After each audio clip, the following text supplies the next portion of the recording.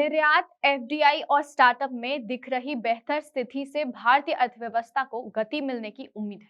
Covid महामारी के दौर में भी इन सेक्टर्स से मिले सकारात्मक रुझान बेहतरी का संदेश दे रहे हैं। फरवरी 2021 तक भारत का माल निर्यात केवल 5 महीने में $30 बिलियन को पार कर गया। ये 5 महीने पिछले दशक में छाए रहे। मार्च 2021 के बाद से भारत में लगातार 5 महीने माल निर्यात में वृद्धि हुई है। इस दौरान माल निर्यात हर महीने $30 अरब से अधिक हो रहा है। वास्तव में जुलाई 2021 वो पहला महीना था जब भारत ने माल निर्यात में $35 बिलियन सीमा को पार किया। भारतीय रिजर्व बैंक की रिपोर्ट के मुताबिक इस वित्त वर्ष के पहले 4 महीने में माल निर्यात $130 बिलियन से ऊपर था। इसी तरह पहली तिमाही में सेवा निर्यात $55 बिलियन से अधिक रहा। भारत इस वित्तीय वर्ष में पहली बार संचयी निर्यात में $600 अरब तक पहुंच सकता है।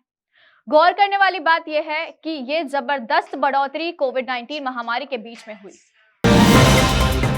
महामारी के कारण शिपिंग उद्योग में देरी, साथ ही क्षमता की जैसे व्युत्पन्न मुद्दों की वजह से वैश्विक व्यापार सीधे तौर पर प्रभावित हुआ है। इसके बावजूद भारतीय निर्यात न सिर्फ एक उम्मीद बना बल्कि उसने कई क्षेत्रों के लिए अपनी उल्लेखनीय ताकत भी दिखाई है। कृषि, इंजीनियरिंग वस्तुओं, रत्न और गहने, पेट्रोलियम उत्पाद और टेक्सटाइल सेक्टर में इस वित्तीय वर्ष आंकड़े मजबूत रहे। नए स्टार्टअप सिर्फ निर्यात की उछाल वापसी और ऊपर की ओर जाता प्रक्षेप वक्र नहीं है। यह भारत के होनहार टेक्नोलॉजी सेक्टर यानी प्रौद्योगिकी क्षेत्र के चमकने का भी वर्ष है। इस साल की पहली छमाही में भारतीय स्टार्टअप्स में $11 अरब का नया निवेश हुआ है। 20 यूनिकॉर्न, $1 बिलियन से अधिक के मूल्यांकन वाली 20 यूनिकॉर्न फर्में इस वर्ष पहले भी भारतीय उद्यमिता आसमान में उड़ान भर रही है। यह उत्साहजनक परिणाम ऐसे समय आया जब 2020 में गलवान घाटी घटना के बाद निवेश प्रतिबंध लगाने पर चीन ने भारतीय बाजारों से व्यापक विराम ले लिया था। भारत बड़ा पारिस्थितिकी तंत्र, भारतीय स्टार्टअप्स अब दुनिया में तीसरा सबसे बड़ा पारिस्थितिकी तंत्र है। उद्योग और आंतरिक व्यापार संवर्धन विभाग द्वारा मान्यता प्राप्त स्टार्टअप की संख्या 50,000 को पार कर गई है और भारत के 623 जिलों में फैली हुई है। इतना रोजगार, 6,000 स्टार्टअप्स द्वारा लगभग 1.8 लाख औपचारिक रोजगार सृजित किए गए हैं, जिन्हें पिछले वित्त वर्ष में मान्यता दी गई थी। इससे स्टार्टअप पारिस्थितिकी तंत्र में कई गुना अधिक प्रत्यक्ष अप्रत्यक्ष रोजगार भी सृजित हुए। भारतीय स्टार्टअप का आकर्षक, एक बार जब ये स्टार्टअप बड़े पैमाने पर पहुंचेंगे तब वे भारत के विकास को गति देने में ईंधन का कारक होंगे। इनमें से कई ने भारत में लिस्टिंग पर विचार करना शुरू कर दिया है। यह एक अतिरिक्त सकारात्मक बात है। इनमें से कई सूचीबद्ध स्टार्टअप न केवल संस्थापकों बल्कि अपने कर्मचारियों एवं खुदरा निवेशकों के लिए समान रूप से धन का सृजन करेंगे।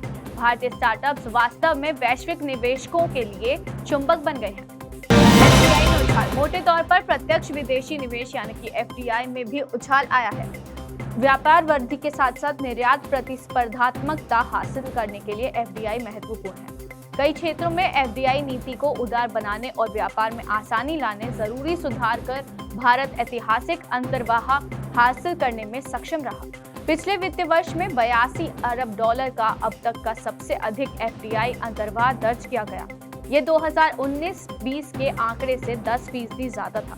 सरकार ने पीएलआई कार्यक्रम के लिए भारतीय विनिर्माण की लागत प्रतिस्पर्धा, गुणवत्ता, दक्षता और तकनीकी परिपक्वता बढ़ाने और वैश्विक चैंपियन बनाने और पोषित करने के लिए 1.97 लाख करोड़ रुपए का परिव्यय किया था। एफडीआई पर सकारात्मक गति इस वित्तीय वर्ष में भी जारी रही। मई के महीने में $10.5 बिलियन की आवक हुई। महामारी के कारण हुए व्यवधानों के संदर्भ में फिर से ये आंकड़े और ज्यादा महत्वपूर्ण हो गए हैं। अर्थव्यवस्था के त्रिदेवों निर्यात, एफडीआई और स्टार्टअप ने दुनिया को भारत की क्षमता और वादा निभाने का एक शानदार संकेत दिया है।